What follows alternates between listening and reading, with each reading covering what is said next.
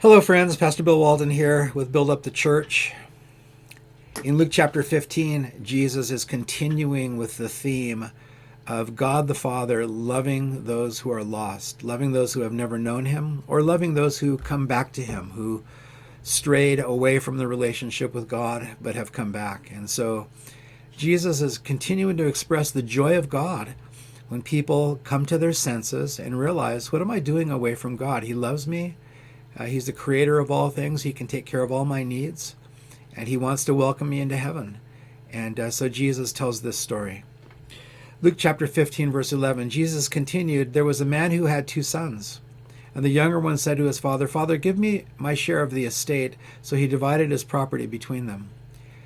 It was legal for a father to pass on the inheritance before his death if he chose to do so. But in essence, as this young son is asking for that to happen, in essence, he's saying, I don't really want you, Dad. I just want your stuff. Almost saying like, you're dead to me. Just give me what I have coming. So it was a real heartless thing to do. It was a very selfish and greedy thing to do for the younger son. There's an older son. We don't see him objecting to this. So he's kind of silent in the story for until the end of the story. Not long after that, the younger son got together all he had, set off for a distant country, and there squandered his wealth in wild living. After he had spent everything, there was a severe famine in that whole country, and he began to be in need. So he went and hired himself out to a citizen of that country, who sent him in his fields to feed pigs. Now this was unkosher for a Jewish man, completely unclean thing to do, ceremonially defiling. But this man in the story was desperate because of his foolishness. He had rejected his father, taken his father's things, lived foolishly, lived riotous living, and finally ran out of all of his resources and had to hire himself out to feed pigs, which was just a massively humiliating thing for a Jewish man. He longed to fill his stomach with the pods that the pigs were eating, but no one gave him anything. It was a desperate situation. And by the way, it was a desperate situation because he made the wrong choices. So he's completely to blame for his situation here in the story. When he came to his senses, boy, that's a wonderful verse. Some other time, but I'll tell my story about when I came to my senses. When he came to his senses, he said, "How many of my father's hired servants have food to spare? And here I am, starving to death." He's starting to think clearly now. He's not living with his emotions so much now, but he's living with sensibility. His mind is coming back to him. He's seeing things clearly. He's living in reality now instead of in fantasy. I will set out and go back to my father and say to him, 'Father, I have sinned against heaven and against you. I am no longer worthy to be called your son. Make me like one of your hired servants.' So he got up and went to his father." He didn't try to bargain with the citizen of the foreign country. He didn't ask for a pay raise. He didn't ask for better sleeping quarters. He didn't ask for a better diet. He didn't try to do the best he could in the place where he didn't belong. He basically said this, "I don't belong here. What am I doing here? I need to go back to my father." And he said, "I'm not going to go back to my father and demand anything. I'm going to confess that I've been foolish. I haven't acted like a son. Therefore, I don't deserve to be welcomed home as a son. I deserve to be welcomed home just simply as a slave. And so I'm hoping my father will be merciful to me and just take me back in that regard." But while he was still a long way off, his father saw him and was filled with compassion for him. This is the heart of God.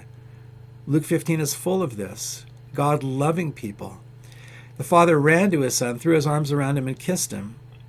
In those days, it was culturally demeaning for an older man to run to a younger man. But the father humbled himself, and he didn't care about protocol or culture or what it looked like. He ran to his son because he loved him. Ran to his son, threw his arms around him, and kissed him. And the son said to the father, "Father, I've sinned against heaven and against you." He didn't make excuses. There was no blame shifting. "I'm no longer worthy to be called your son." But the father said to the servants, "Quick." In my mind, the father didn't even let him finish the apology.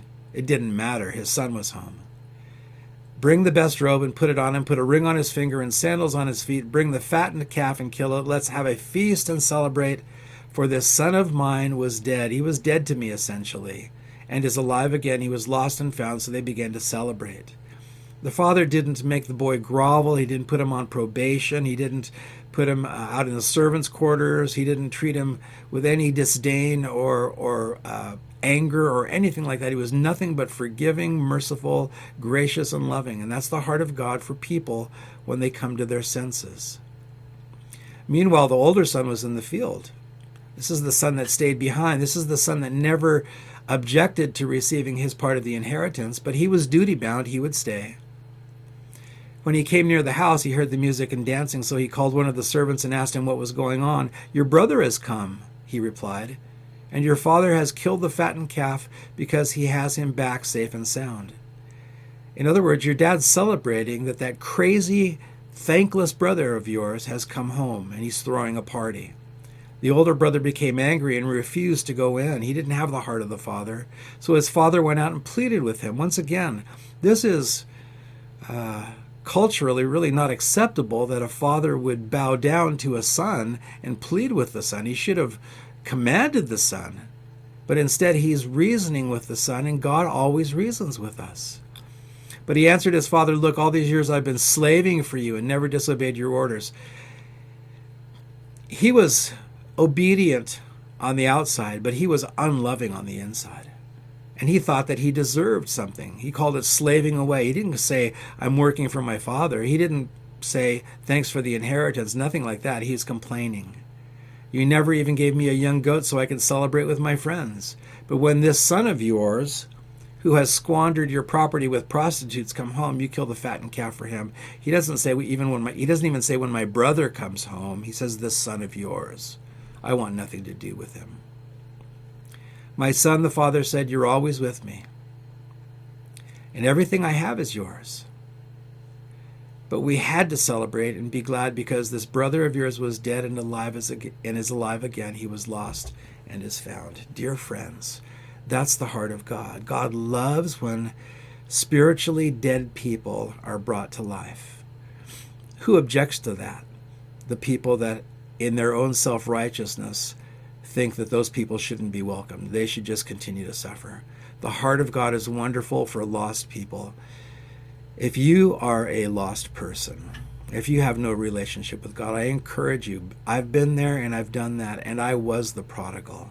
And I came to my senses by God's good grace and came home to the Father.